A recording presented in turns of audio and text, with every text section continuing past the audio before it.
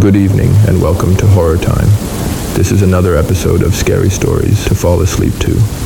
Before we get into tonight's episode, remember to subscribe to our channel and turn on notifications. And now, without further ado, tonight's stories. The Man in the Black Van by Nick Zodiac from Reddit/True Scary Stories. I was laying in my bed one night, unable to sleep when a memory resurfaced. It was one I'd occasionally think about or rarely retell, but tonight it struck me as particularly disturbing, maybe because it's the sort of thing you only completely appreciate the possible implications of once you're an adult. I'm not sure if this story belongs here, but it's true nonetheless. I'm around 13 years old, getting ready for school one morning. My dad is off at work and my mom is getting ready for hers, I think. Every day I'd walk to school, as it's only half a mile from home. I'm ready and head out the door saying goodbye. I walk down the hill of my yard and down the curved street in the direction of the school. Out of sight of my house, but not far. I reach where my neighborhood ends, where I would cross the street and towards the intersection of the school.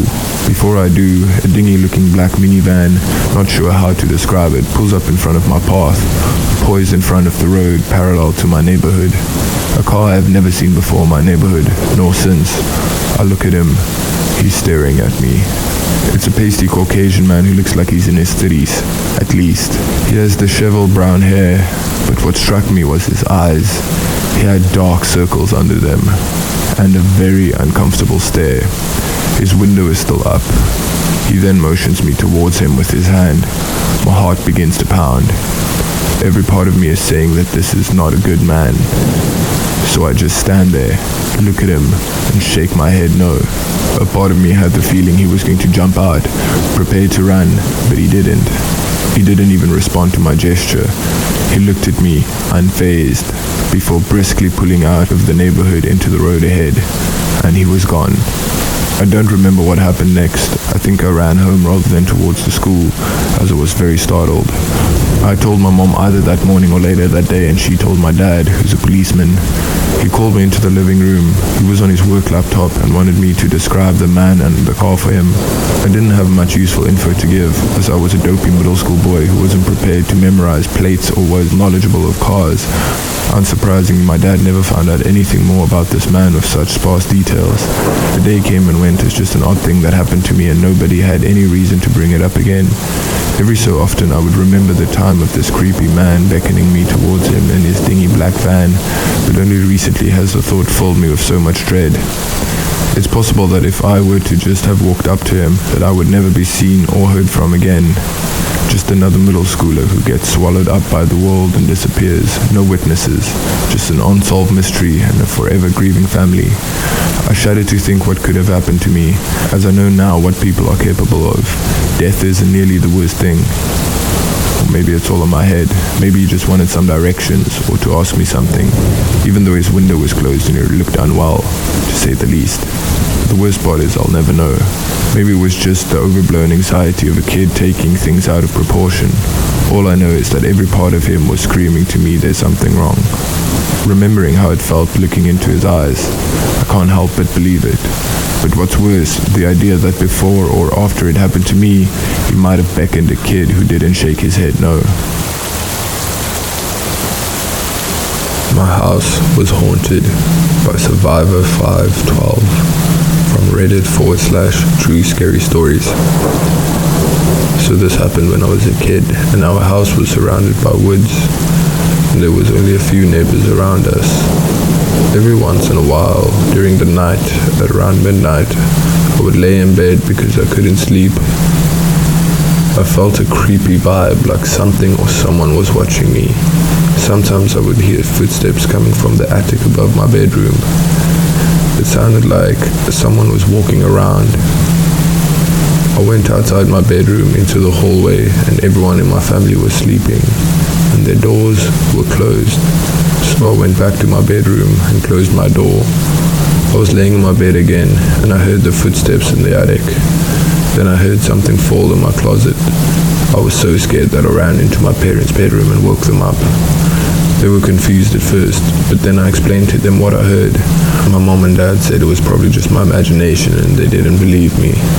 They walked me back to my room and looked around my bedroom before going inside my closet. There was a board game that had spilled all over the closet floor. It was at the back of the shelf at the top of my closet, so there was no way it could have fallen out without someone pushing it off. My parents helped me clean it up, put it back on the shelf, and they said that there was nothing to be scared of, and they put me back to bed. They went back to bed too, and a few moments after they left, I heard someone whispering something. It sounded like they were calling my name.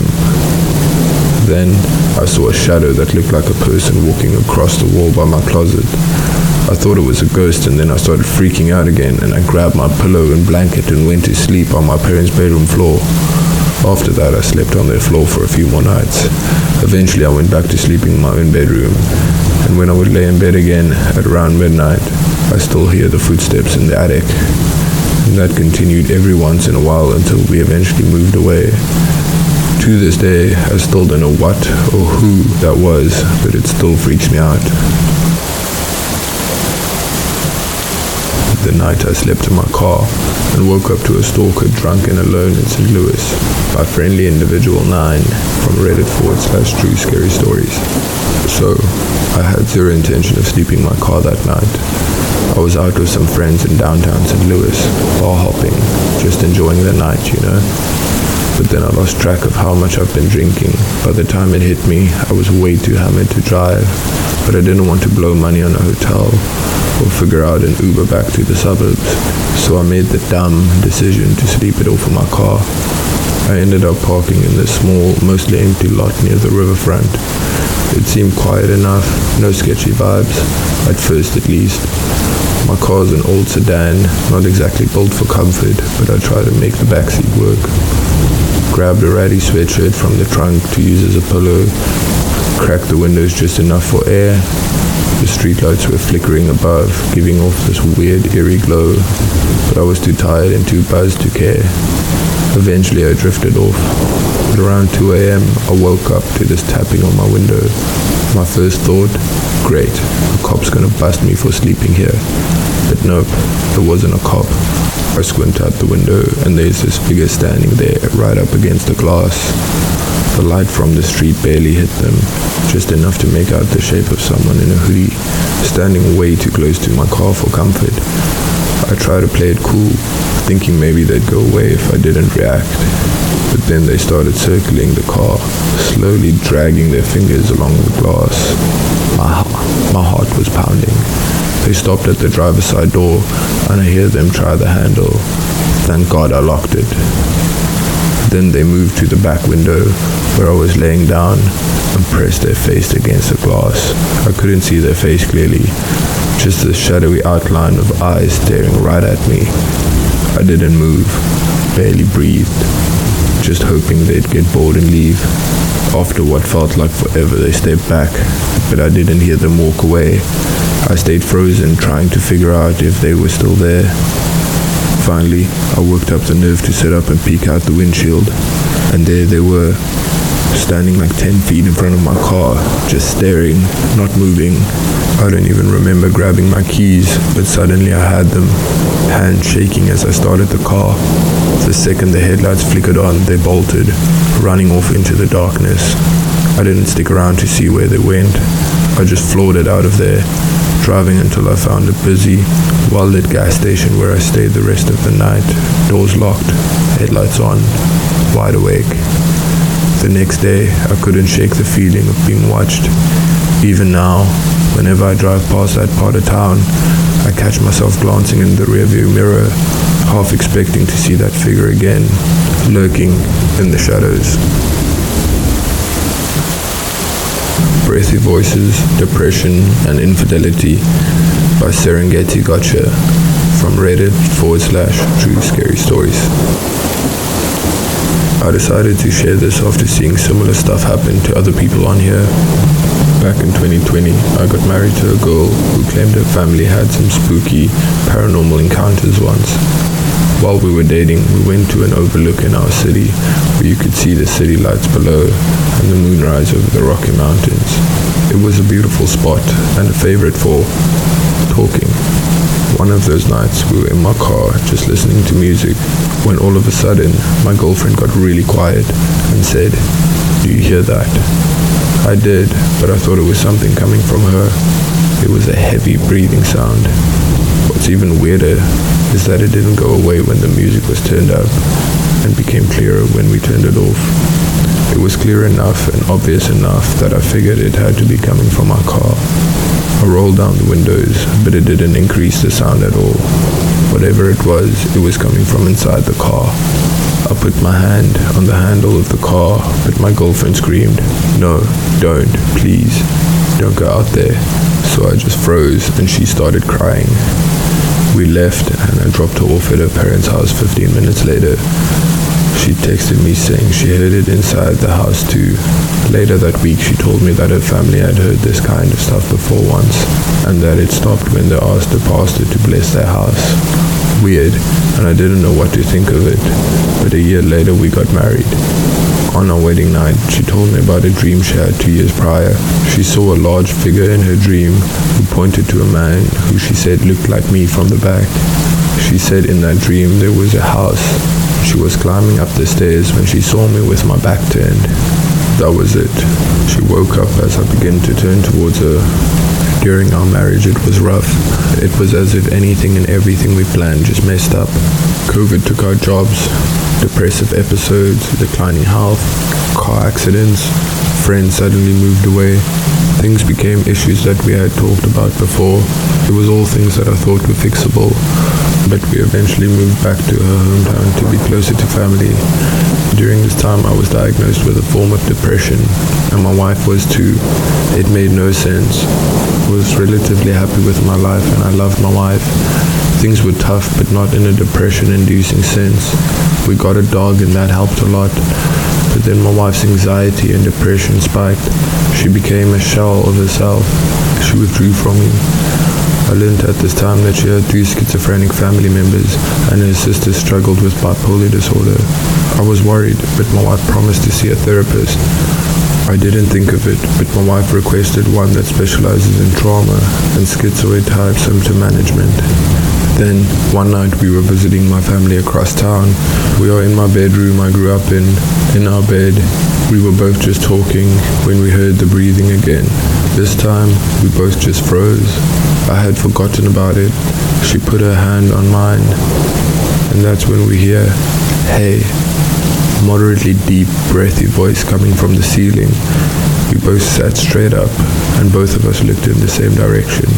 We saw nothing. We both heard it. We got out of bed and went to the living room, where my mother was still watching TV. She saw something was wrong and asked us what happened. My wife looked at me and I looked at her and just said, "Mom, we heard something." Somebody said, "Hey." I tried mimicking the voice and my mother's eyes widened. She looked at my wife who nodded in agreement. My mom didn't answer either, suggesting it was probably the TV, but that's not possible. The TV was too low and the sound was coming from the ceiling, not the door. The next day we took family photos, and during the photo shoot my wife started crying. When I asked her what was going on, I pulled her close and told her everything was going to be fine. Sometimes anxiety symptoms caused her to cry. That's when she told me that she had a dream of this house, and that when she had that dream, she saw herself dying. This was the house she saw on our wedding night. We went back to our hometown, and our marriage rapidly spun out of control. My wife divorced me. Turns out she had been cheating. It was a tough divorce, but once she left, so did my symptoms of depression and most of my anxiety. Breathing by Tiny Cartographer 824 from Reddit/True Scary Stories. When I was in high school, I moved to a major city suburb. While the majority of this area was suburban in appearance, there were still some rural features. One thing I hated about this area was that it didn't have the best lighting. Street lights in my area were scarce, so it was always extremely dark at night. My house was situated at the corner of a street and an avenue. My house faced the main street, which was a few miles long and led to many neighborhoods in the area. The avenue that my house was on ran perpendicular to the main street and made up of about 6 houses. The avenue was almost entirely gravel. At the end of the avenue, the gravel ended and dense vegetation began. The dense vegetation eventually led to a state forest. At the time, I had been dating a girl that lived in the area. In order to walk to and from her house, I traveled the main street previously mentioned and walked it all the way to the end of the street. The end of the street led to a small field. Walking through the field led to a wooden fence. The wooden fence separated the backyards of multiple houses, including her house, from the field. After leaving her house one night, I realized that it was a lot later than I thought. It was after midnight and we had school the next day, so I wanted to get home and get to sleep.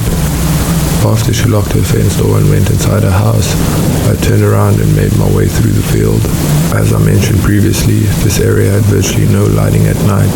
For this reason, I opted to not use a sidewalk and walked in the middle of the main street. I did this mainly to monitor my surroundings. Walking in the middle of the street meant I could use the moonlight and could avoid walking extremely close to trees. At this point, I was nearing my house and was approaching the area I called the Black Hole. I called this area remaining half of a mile from my house because it was the darkest stretch of my journey home. There were no street lights and mostly trees on both sides. After entering the Black Hole, I began to hear a weird sound. It was too far to make out clearly, and I thought that it may have just been an animal, so I didn't think too much of it and continued walking.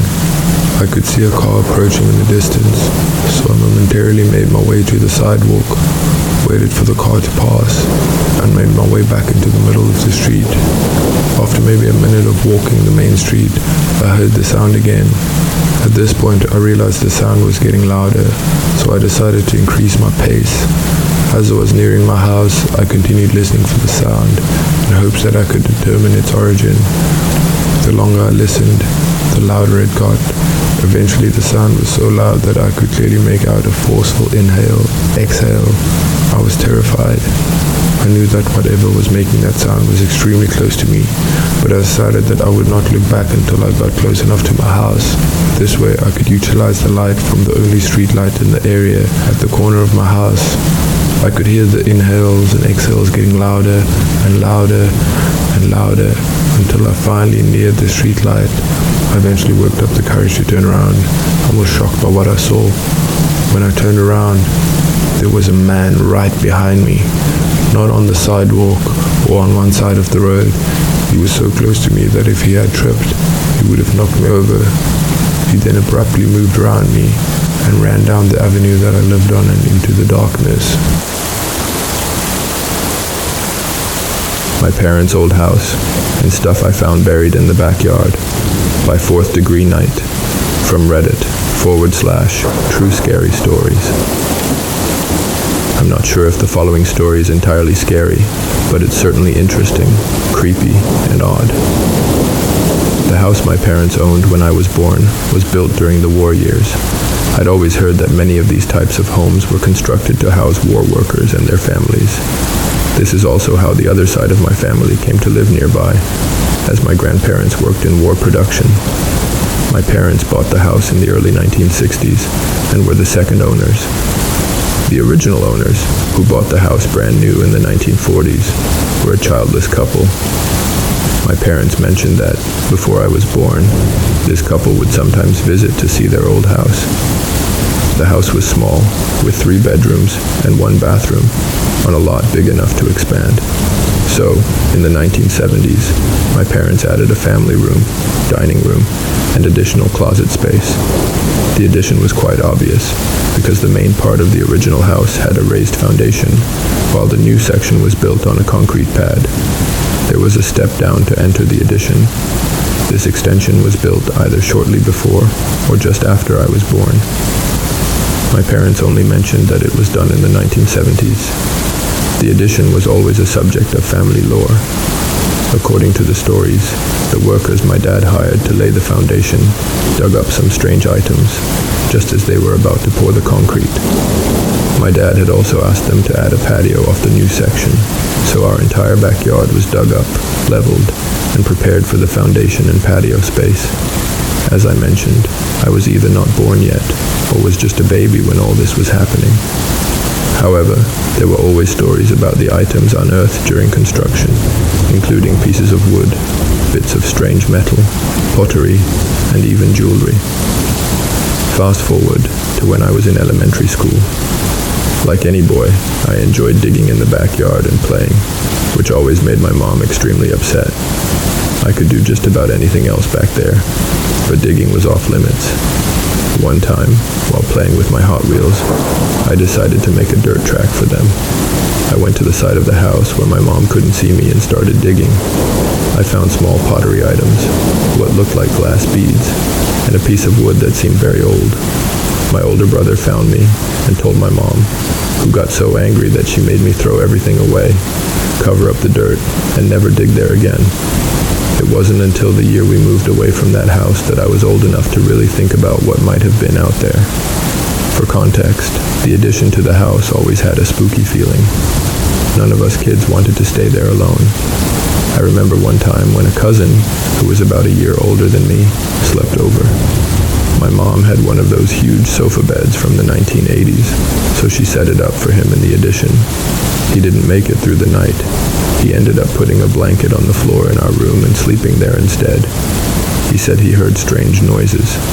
We all heard them, saw weird shadows, and sometimes even heard scratching at the windows. Also, I never played in the backyard at night. I never liked being out there after dark. The year we moved away from that house, I overheard my mom and dad discussing the possibility that there might have been unmarked graves on that land, undiscovered when the tract of homes was built. Apparently back in the 1800s, large plots of land in the area were owned by dairy farmers. Before the war, the land was just open space as the farmers eventually moved out. Even earlier, the area had a different name, which was changed as cities formed in the 1910s and 1920s. So, the home I was born into and lived in until middle school may have had unmarked graves on the property. Glastonbury Festival, Toilet Biter, by The Real Side 91, from Reddit/True Scary Stories. Okay, I'm not sure if everyone will find this scary, but for me, it absolutely made the hair on the back of my neck stand up. In England, there's a festival called Glastonbury, held annually in Somerset. It's the biggest festival in England, lasting 5 days.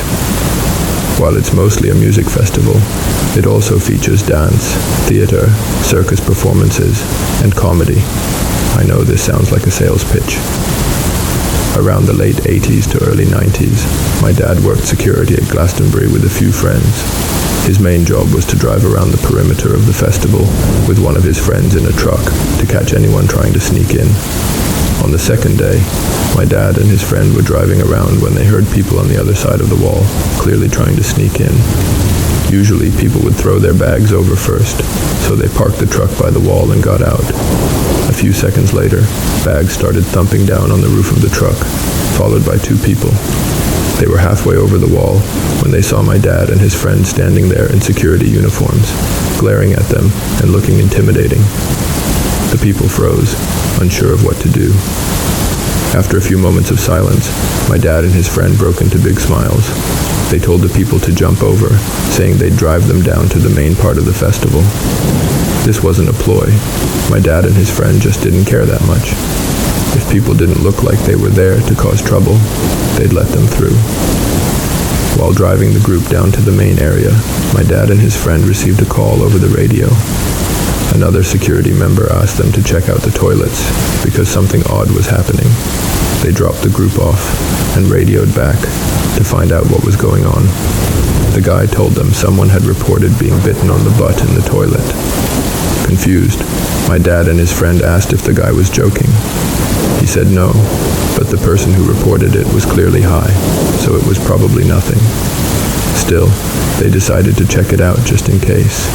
Now these were festival toilets, slightly flimsy temporary setups over what is basically a cesspit. Not sure what they were looking for, they went down to the toilets, had a look around, and then left.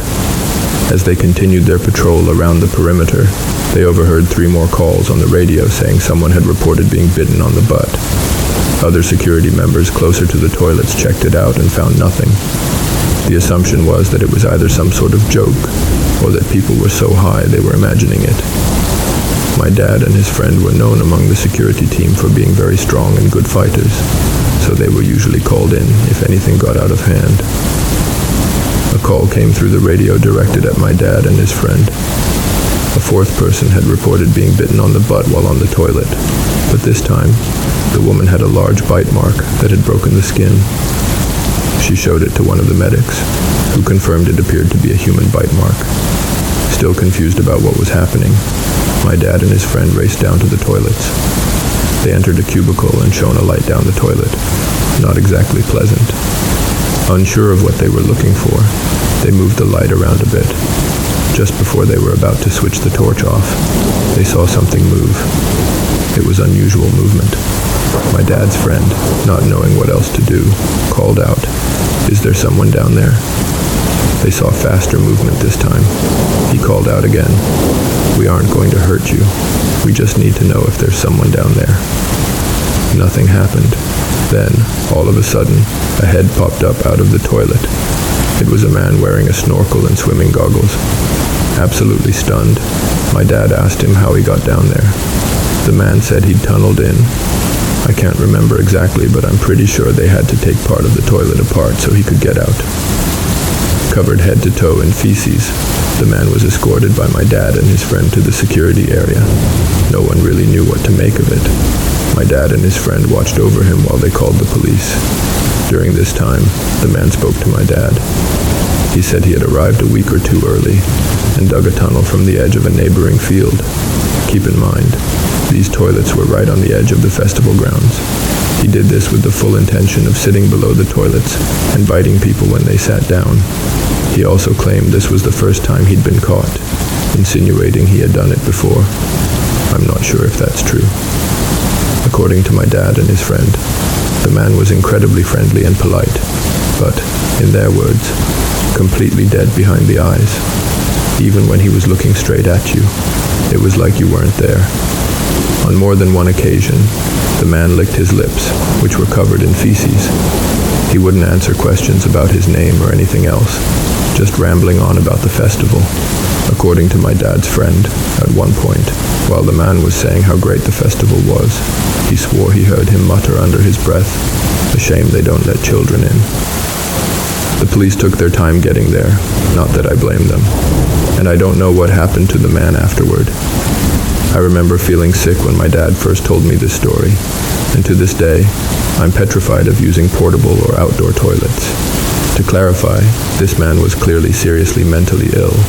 Both my dad and his friend always stressed that he seemed completely unaware that what he was doing was wrong. Thump, thump, thump. By improvement, okay. 3, 2, 4, 8. From Reddit/True Scary Stories. I think this story took place when I was in middle school. It was late summer, just before school was about to start again. My second cousin had recently moved into a new 2-story, 2-bedroom, 1-bathroom apartment. It had a big kitchen and a spacious living room. At the time, it was perfect for her, her boyfriend, now husband, and their 1 child. She has 2 more kids now. She invited me and my older sibling to spend the night with her. Mom preferred to stay home, but still wanted to see the new apartment. We all loved it. It was a nice complex, right by the school. There were a few bad neighbors, but overall, it was great for my cousin, and she was happy to have it. While my mom and cousin chatted and spoiled her baby, the neighborhood kids saw us and came over. My sister and I talked with the kids about toys, games, and where we were from. One older kid glanced at the apartment behind us and chuckled. "Can't believe y'all moved in here. Man, I remember when that old lady..." My cousin quickly walked over, cutting the boy off, and told the kids it was time to leave.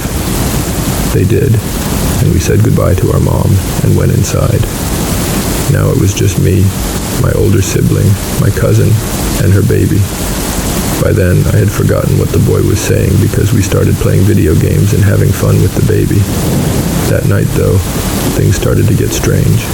It was quiet, eerily quiet. The TV was on, but muted. My cousin was asleep in her bed with her baby, while my sibling and I slept on the floor with some blankets and sheets. Something woke me up, and I looked around, but nothing seemed out of place. Everyone was still asleep. So, what woke me up? I stretched out and curled on my side to go back to sleep when I heard it. Thump, thump, thump. I could feel the sound. My hand was touching the hardwood floor, and I could feel the vibrations through the thin blankets. My sibling was awake, looking over at me. You heard it too, they whispered. I lowered my head to the covers to keep talking without waking our cousin. Here's how the conversation went. Me. How long has it been going on? Them. I don't know, but it woke me up. I just didn't say anything since cousin's name. Hasn't done anything. By then, I was getting nervous, anxiously glancing toward the closed door. Her boyfriend wasn't there. He was out with friends since we were spending the night. So, what was making the noise? Me. Should we wake her up? Cousin. Be quiet and go back to sleep. Her sudden sleepy voice made my sibling and me flinch. I quickly sat up and stared at her, but she was still lying down with her eyes closed. Me. I was just thinking about going to the bathroom, I lied, hesitant to admit my real reason. She told me to go ahead, and my sibling looked at me nervously. They didn't want me to open the bedroom door. Who knew what was on the other side? But I was younger and braver, or stupider. I got up, walked out, and pulled the door closed until it was just a crack. It was cold, colder than just my bare feet on the floor. The entire apartment felt chilly, except for my cousin's bedroom. The bathroom was only about 5 steps away, but it gave you a clear view down the stairs and of the front door.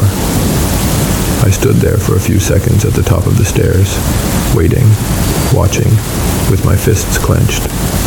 Moonlight filtered through the small window on the front door, casting a faint path of light on the floor in front of it. Everything else was dark and quiet. My cousin, irritated, called me back into the bedroom. I told her I was going to the bathroom, and she told me to hurry up. I flushed the toilet to make it seem like I had really used it, turned on the water, and then went back to her bedroom. As soon as I closed the door, thump, thump, thump. Now I knew what the sound was. Someone was coming up the stairs, but not all the way. The thumping was faster this time, not slow like before. I sneaked a glance at my cousin, who was watching me as I lay back down, and she told us to go back to sleep. We did, and the next morning, our mom came to pick us up. My cousin, at the last minute, tried to get us to stay after checking her boyfriend's work schedule. My mom kept saying no since we had school the next day.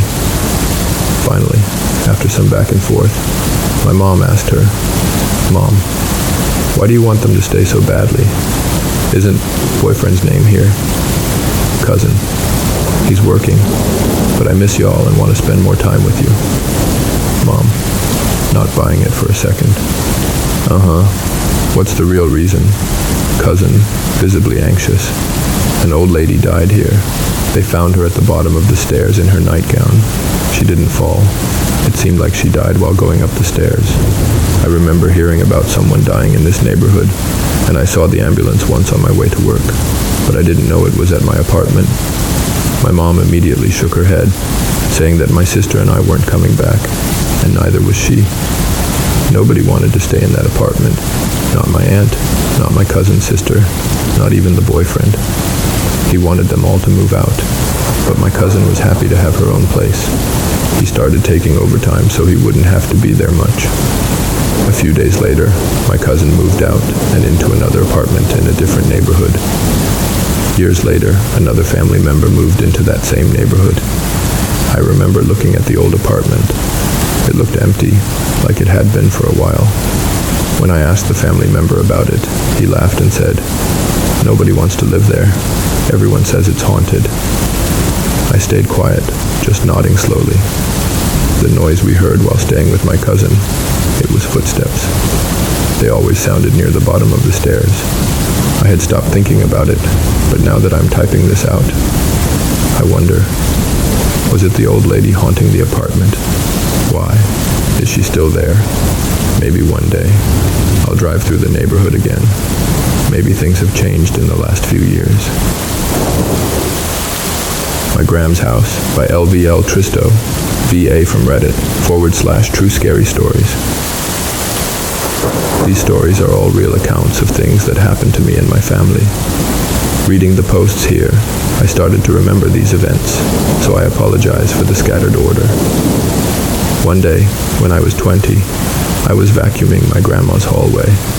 I was right in front of the yellow room where my uncle would later pass away from a heart attack when I felt a tap on my shoulder. I also felt someone blow through my hair, making it fly forward into my face. The only other person home at the time was my grandma, who was in the kitchen. She was wheelchair-bound and a devout Christian, not the type to play pranks or try to scare me. Before my family moved in, about 3 years before the above incident, I was helping them paint some of the house. I took a break to read a book in that yellow room, lying on the floor with my head facing the open door. I heard my dad go out to the car, or garage, so I knew I was alone in the house. Moments after he left, the door to the yellow room abruptly slammed shut, and when I looked up from my book, I saw a red-headed woman hanging in the closet to the right of the door. 6 years after this incident, my uncle had a heart attack and was found lying with his eyes wide open in front of that closet. 4 years later, my grandmother passed away in the room next to the yellow room. At one point before my uncle passed, my grandma asked me if I ever felt the need to call upon the name of Jesus in her house. I'm not religious, but I took it to mean, have you ever felt unsafe and afraid here? I told her about what I had seen in the closet before they moved in. All the color drained from her face, and her eyes widened as if they could fall out of their sockets. In a hushed voice, as if she feared someone would hear her, she told me, "The red-headed woman runs naked through my room screaming when I try to sleep. She had me pray with her, and we never mentioned it again." As her health began to decline, my sister and her kids moved in.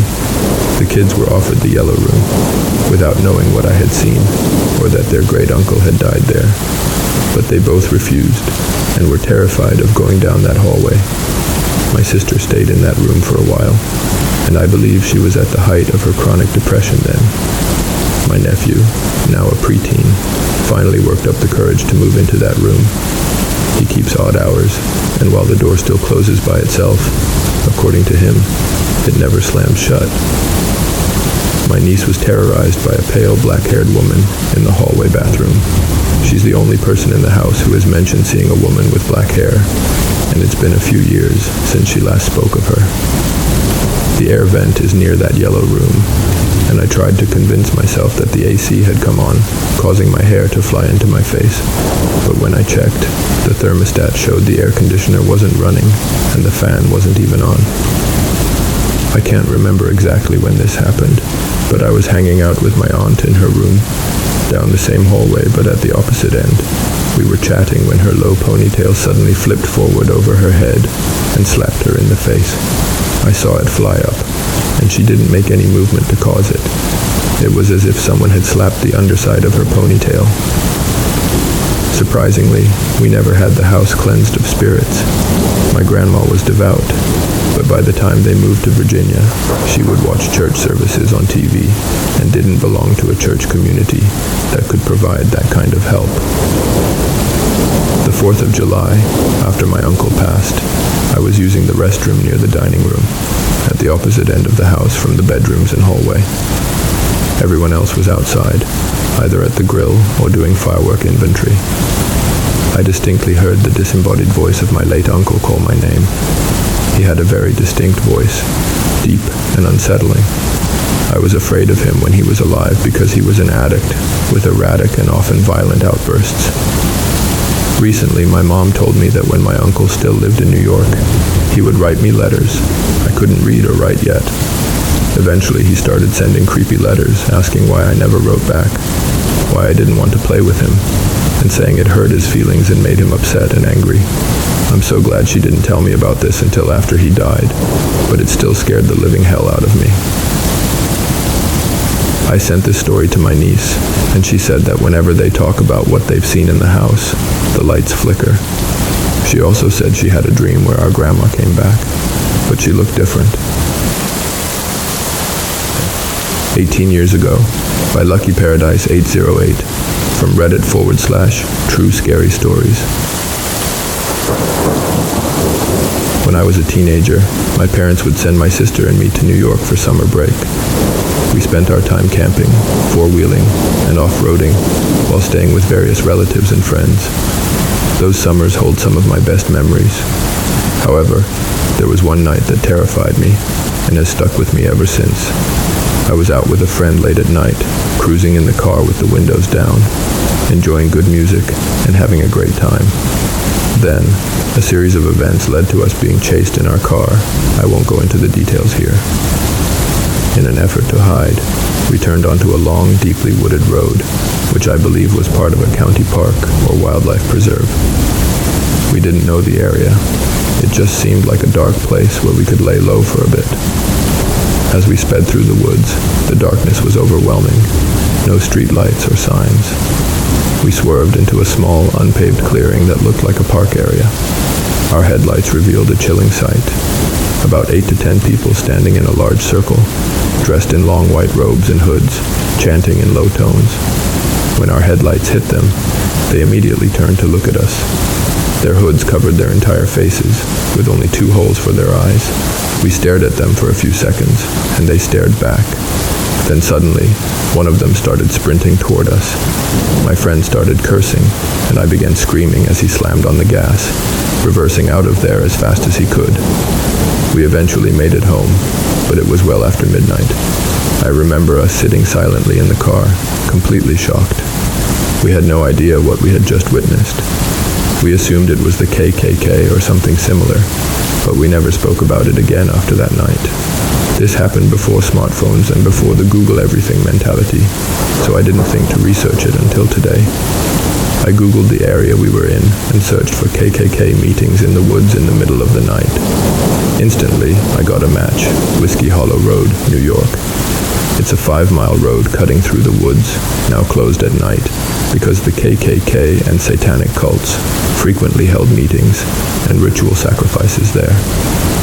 There are rumors that people, including children, were murdered there, and it's said to be very haunted. If you're curious, just Google it. The stories are horrifying. I'm almost certain this is where we were, unless there's another similar place that a local from central New York could suggest. Has anyone else heard of this place? Has anyone been there at night or witnessed one of these meetings?